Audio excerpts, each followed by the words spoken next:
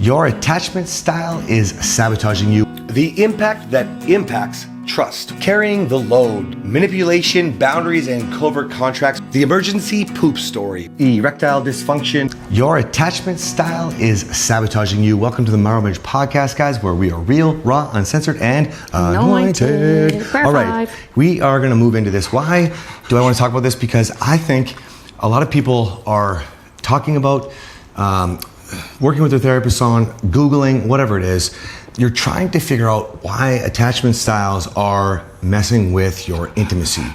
And I'm gonna go with sex here, all right? But most of the time, it's all different levels. You know, there's all different rungs of intimacy on the ladder, and you know that they're all important and they're all, in kind of order. I mean, unless you're just lucky and you just have a partner who just wants to fuck all the time, but that's usually not what we have. We have somebody who wants to be connected with you, right? You wanna be connected with them. Finn's first time in the new studio and he's going nuts. Yes.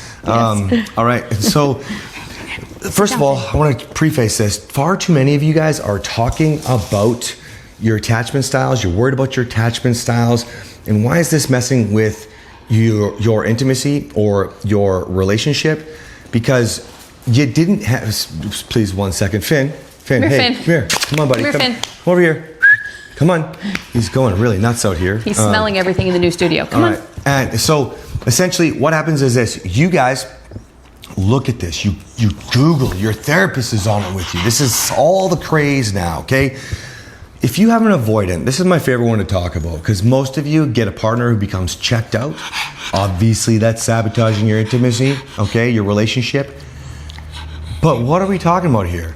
If they were avoidant and they didn't like talking to you in the beginning, you wouldn't have had a second fucking date, you idiot. So don't tell me that it's sabotaging and that's what they are. I got a great story for you right now, okay? Have a guy, 3.5 years. Okay, now a long marriage and he was a bad man. I wouldn't say he was a bad like me, but he may as well have been, okay? Enough of the bad behaviors, all right? For years, talking decades, okay? For the last 3.5 years, his wife has been avoidant. I mean, hide in the bedroom, reading books, avoidant, okay? Meanwhile, he's in his growth journey. Specifically, not the last 3.5 years, specifically, we're talking about the last, let's say, 17 months, maybe 18 months, okay? Kicking ass, man. Like just showing up. While she's hiding in the bedroom, who do you think's taking care of the kids? Who do you think's making dinner? Who do you think's cleaning the house? Who do you think's running day to day?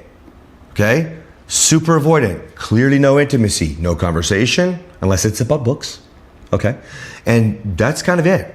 No partnership, no nothing, and certainly no sex. Okay?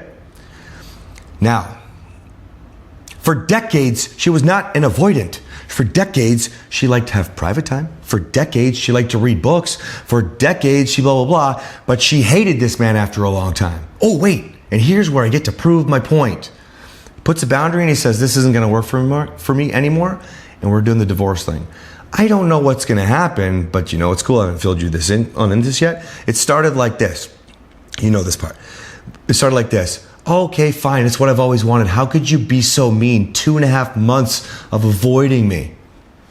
Mm-hmm. After 3.5 years of supreme avoidant. I mean, like supreme. Might as well live under a rock avoidant, okay? Like, now, all of a sudden, immediately at that 2.5 month mark, blaming him, okay? And then taking care of herself a little bit, getting her nails done, maybe we'll talk about working out. Ooh, she starts to think over these 2.5 months, maybe I should get a place, maybe I should move here, maybe I should move to a different state. Clearly not reading anymore, okay? Living life, okay? To the point where this weekend, they had an incredible conversation. She's gonna stay a little longer, not move out yet. I don't know what this means yet. I'm not gonna bullshit you guys, but she's gonna stay a little longer. But they talked like they talked in the beginning. Like, you know what I'm talking about, obviously. Yeah, I do. And like, okay, so here's my point. While you're fucking wasting time Googling about your partner's attachment style, trying to understand yours, this woman went from liking to have some of her own time, but being a crazy conversationalist, having a lot of fun, whatever, throughout the years becoming where she just wanted to check out to where she became avoidant, supreme avoidant, like take everything you're Googling and multiply it by 5,000, okay? to where she's living life again and having conversations with him. Guys, if you do this right, it works, and you're sitting here Googling to justify your lack of intimacy. Well, and do you know what I'm getting from this? She doesn't have an avoidant attachment style. She became avoidant because he was an asshole. Yeah, correct. This is what I keep People talking put about. too much weight in attachment styles. Oh my gosh, do they ever? My goodness. We have another episode you can look back for too, right? We talk about this deeper. You guys, I don't even want to address why the attachment theory it's messing you up. Not your attachment style, like the title is. That's because I know you're searching it, okay? But I want you to realize it's your wasted time when you could just understand more stories like this happen every single day, where you can pick a different style, including your own, and realize you've adapted. That's the way it works. You don't like your environment, so you adapt. Some people used to call it flight. Okay? This woman hides into her bedroom until eventually she just stays there. Goes to work, comes back, stays there. If I can work from home, cool. Office, back to room, stay there. Flight. Okay? Like She that's might not fight have or flight. an avoidant attachment. She might be just avoiding you. Yeah, you guys. And this is just everybody, not necessarily this gentleman, but No, exactly. You guys, long before you start looking at your style, their style, realize this. People cope to survive. We talk about booze for coping, for example. That's easy. When you're talking about trying to understand your partner and even yours, and you're going through the checklist, man, take a DISC personality and start to understand yourself. And you know, if you're incompatible with your DISC, their DISC assessment, you can actually still figure out ways to work together. Or you can look at this attachment theory thing and be like, oh, fuck. It's over. I'm fucked. Thanks, doctor. Thanks, counselor. I appreciate you, Google. Thanks, ChatGPT. You guys, seriously, you're wasting your fucking time. Honestly, get to know you. Get to know where you want to go. Focus on you. For example, this guy was fun. This guy was awesome. This guy took care of his home, obviously, and eventually stopped taking care of her. He's not her father. Okay? She got upset, got bitter, got really cranky. That lasted about, I guess it's been about most of the 2.5 months, we'll call it 2 months or maybe a little shy, to where she's actually getting out in life again. Now, what if they don't get divorced? We could save a 30-year marriage? Oh my gosh, it happens all the time, folks. happens all the time. But you guys don't want to do it our way. You want to do it your way. Yeah, but ChatGPT said. Stop. Just stop. Smack yourself across the face and get your fucking life. Okay? Anything else, baby?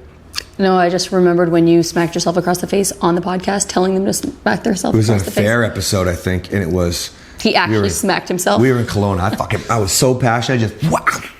Yeah, it's like the first I think season. you've done it a few times because I think you did it in Texas too. Every time you do it, I'm like, whoa.